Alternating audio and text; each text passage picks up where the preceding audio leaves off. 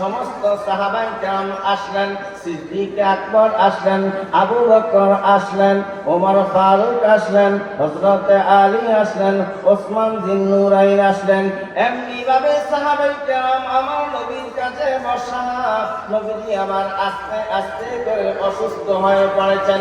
কিতাবের মধ্যে পাওয়া যায় আমার রাসূল পাক সাল্লাল্লাহু আলাইহি ওয়াসাল্লাম যখন অসুস্থ হয়ে পড়েছেন, তিনার যখন জ্বরের মাত্রাটা একটু বেড়ে গেল, জ্বরের তাপমাত্রা বেড়ে গেল, কিছু বাড়ার পরে আবার আল্লাহর হাবিবকে একটা ইহুদি মহিলা বিষ পান করিয়েছিলেন গোশতের সাথে মিশ্রিত করে। ওই বিষক্রিয়াটা উপক্রম দেখা দিল। এমন সময় আমার নবী ডাক দেন, সাহাবীরা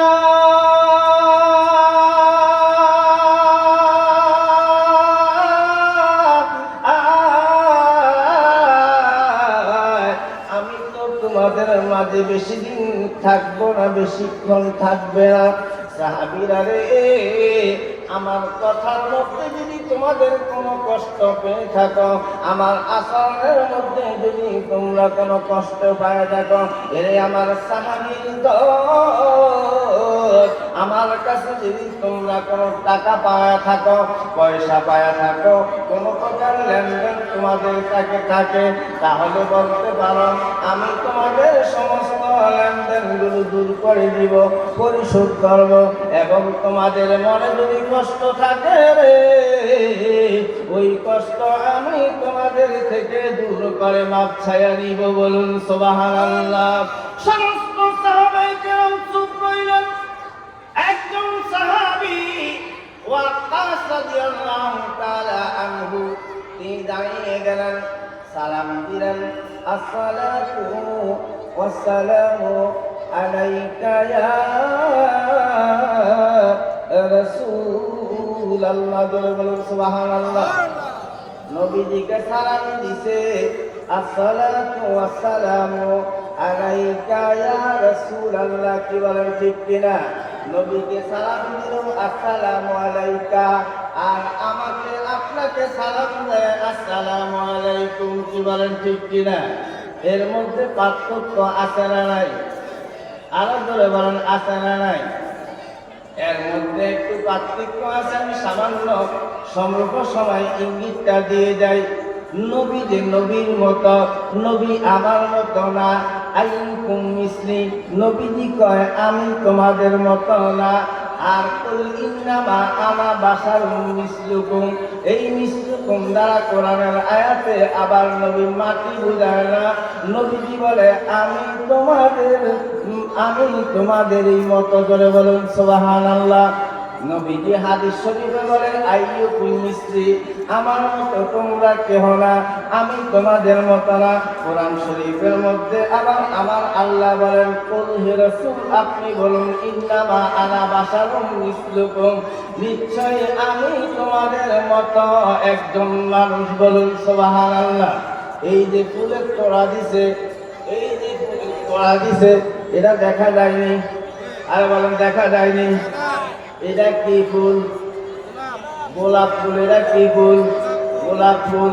কিন্তু এইটাও গোলাপ ফুল, এটা হচ্ছে প্লাস্টিকের, এটা হচ্ছে গাছের। দেখতে এই গোলাপ ফুলটা এই গোলাপ ফুলের মতো, দেখতে এই গোলাপ ফুলটা এই গোলাপ ফুলের মতো।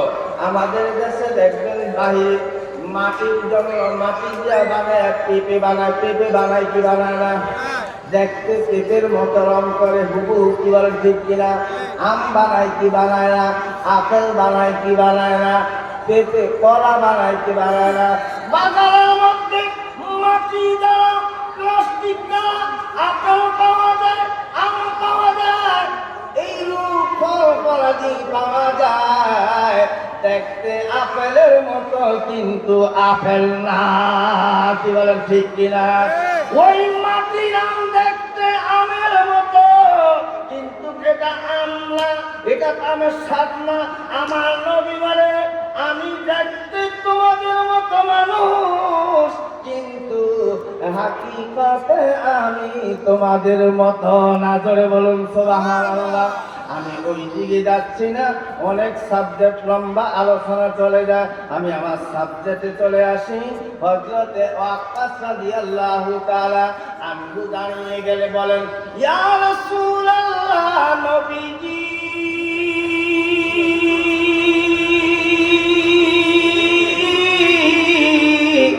আপনার উপরে আমার একটু মনের কষ্ট আছে, দুঃখ আছে, যন্ত্রণা আছে।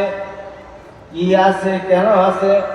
সিদ্দিক আকবর দাঁড়ায় চোখ দুটো তাকাইলেন, কোমরে পাল তরবারিটার মতো হাতে নিবেন এমন সময় আমার নবীজি ডাক দেয়, আবু বকর, ও ওমর, সাহাবীরা থামো, একটু থামো, থেমে যাও। আমি আমার সাহাবীর থেকে শুনতে চাই, আমার সাহাবীর মনে আমি কি কষ্ট দিয়েছি, বলুন সুবহানাল্লাহ। এই জন্য সাহাবায়ে কেরাম চুপ রইলেন। নবীজি সাহাবী ওয়াক্কাস রাদিয়াল্লাহু তাআলা আনহু বলেন, হুজুর,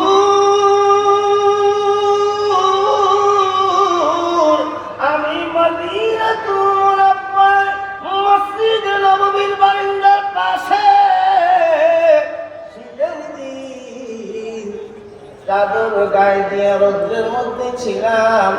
আপনি একটা আশা নিয়ে চাবুক নিয়ে যাচ্ছিলেন, আমার পিছন দিক দিয়ে এসে আপনি যে আমার চাদরটা সরাইলেন, সরাইয়া যে চাবুক দিয়ে গুতা মেরেছে, এতে আমি এত কষ্ট পেয়েছি গো নবী, ওই ব্যথা আমি মনের কষ্ট আজ দূর করতে পারি না। হুজুর, এবার আবু বকর বলেন, নবীর সাহাবী, আমার নবী একবার আঘাত করেছে, আমি আবু বকর পিঠ কাটবো, আমাকে 100 বার করো, আমার নবীর প্রতি কষ্ট রেখো না। আমার নবীজি বলে, না না না, কষ্ট দিয়েছি আমি, মাফ করবো আমি। এবার যখন হযরতে ওয়াক্কাস রাদিয়াল্লাহু তাআলা আনহু এবার বলেন,